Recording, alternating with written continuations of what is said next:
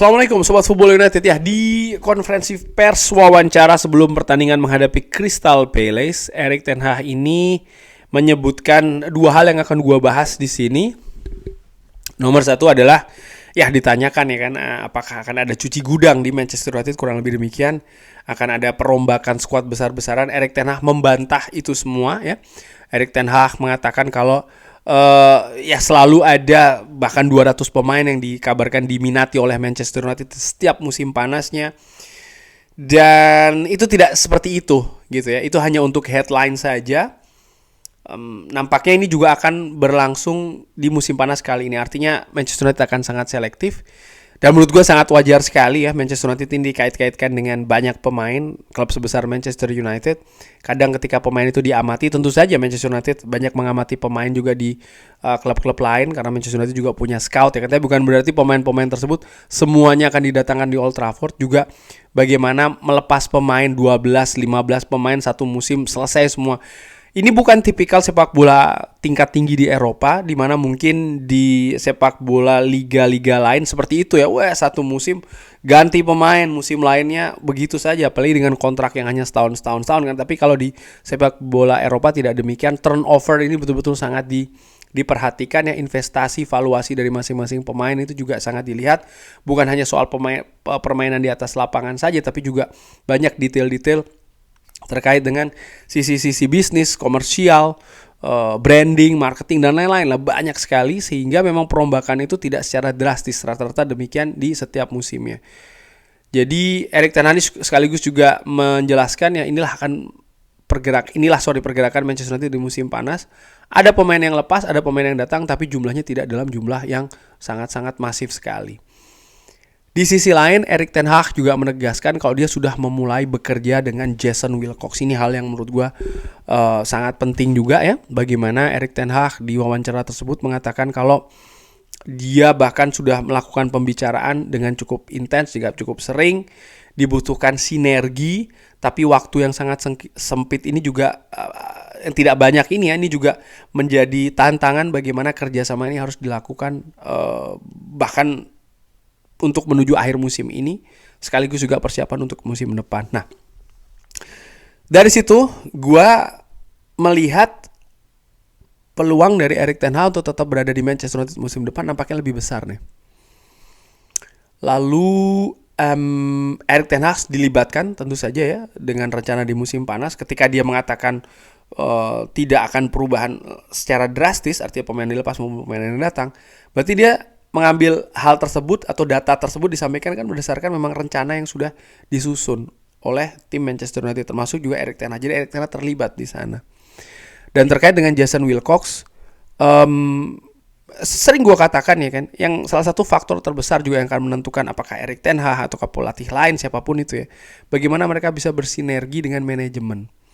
Nah ini penting karena manajemen ini direkrut langsung juga oleh Ineos gitu. Jadi nampaknya hierarkinya Ineos, lalu eksekutif Manchester United CEO ya kan, lalu setelahnya manajemen, director, sporting director, dan lain-lain. Baru setelahnya menurut gue sih ya, pelatih kepala dari Manchester United. Dan ini diharapkan ada sinergi yang bagus dari bawah ke atas dan sebaliknya juga. Sehingga kalau Erik ten Hag bisa, dan menurut gue ini menjadi salah satu faktor utama bahkan, ketika Erik ten Hag bisa melakukan sinergi yang bagus dengan Jason Wilcox dan nanti dengan Dan Ashworth juga, maka dia punya peluang yang besar bukan hanya untuk musim depan tapi juga musim selanjutnya. Feeling gue secara ringan amat. Tentu saja klub ataupun manajemen klub tidak akan menutup mata ya dengan prestasi ya kan, peringkat, permainan. Mereka pasti juga akan melihat hal tersebut. Dressing room apakah harmonis atau tidak, pasti mereka melihat hal tersebut. Tapi paling tidak dengan sinergi yang erat dan kuat, ini menunjukkan secara kolektif manajemen dan juga tim kepelatihan ini bisa jalan secara bersama-sama. Dan ini merupakan modal yang sangat besar sekali. Tapi ketika sebaliknya ya tidak bisa dilakukan, maka bahkan katakanlah Erik ten Hag dipecat lalu mencari pelatih baru ya, yang ternyata tidak bisa sinergi dengan bagus dengan manajemen maupun walaupun namanya sangat besar di luaran sana, punya prestasi luar biasa di klubnya saat ini ataupun di timnya saat ini, tidak akan datang ke Old Trafford. Itu jadi salah satu faktor penting sih menurut gue. Dan sayangnya ini baru dengan Jason Wilcox. Ini juga menjadi salah satu faktor kenapa gue berpikir ya mungkin besar banget ya, kemungkinan itu besar untuk Erik ten Hag tetap berada di Manchester United musim depan. Yes, memang sudah ada Jean-Claude Blanc. Ya memang udah ada Jason Wilcox, tapi ini kan belum komplit.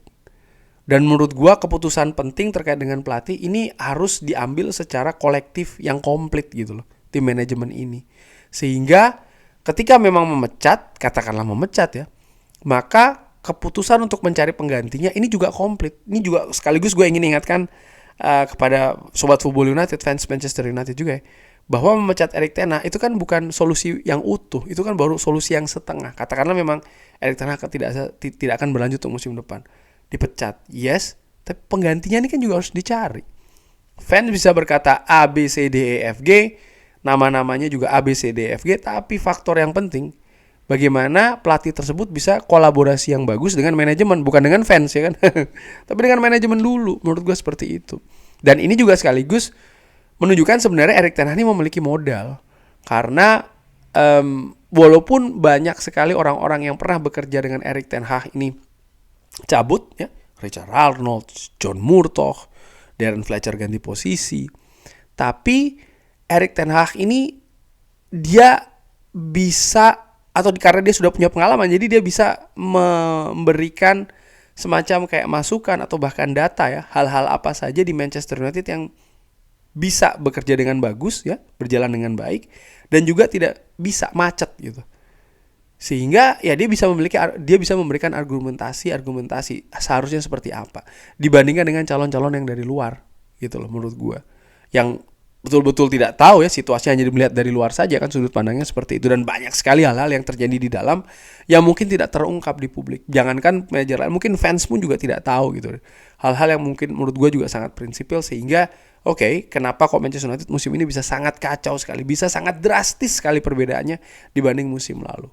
Dan ini juga yang menurut gue sebaiknya memang langsung dicari solusinya oleh Jason Wilcox ya, sebagai perwakilan dari manajemen untuk Manchester United menghadapi musim depan. Apakah mungkin mengganti staf medis, contohnya ya, terkait dengan cedera ya kan, apa mengganti staf medis? Ataukah karena solusinya itu kan sebenarnya ketika ada masalah banyak cedera ini tidak melulu harus mengganti staf medis, enggak. Kita kan tidak tahu nih fasilitas kesehatan di Manchester United seperti apa, infrastruktur kesehatannya seperti apa, menunjang tidak. Kalau orangnya kompeten tapi alat-alatnya tidak kompeten, dan ini merupakan sepak bola di dunia modern, apalagi jika dibandingkan dengan klub-klub lain ya, tidak maksimal juga kerjanya. Sehingga ini juga harus diperhatikan. Dan begitu juga sebaliknya ya, ketika ternyata fasilitasnya sudah oke tapi orang yang tidak kompeten, ya berarti orangnya harus diganti. Menurut gue demikian sih terkait dengan tim medis ini. Jadi ini juga harus dilihat ya, dan menjadi prioritas.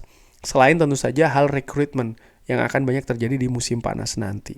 Kurang lebih demikian ya, membahas sedikit terkait dengan komentar Erik ten Hag. Kegiatan rekrutmen di Manchester United nampaknya akan lebih selektif dan dan efektif, harapannya seperti itu. Dan ya kita lihat sinergi dari antara manajemen dan juga tim kepelatihan ini akan seperti apa di Manchester United. Kurang lebih demikian, terima kasih sudah menyaksikan. Jangan lupa like, subscribe. Wassalamualaikum warahmatullahi wabarakatuh. Thank you.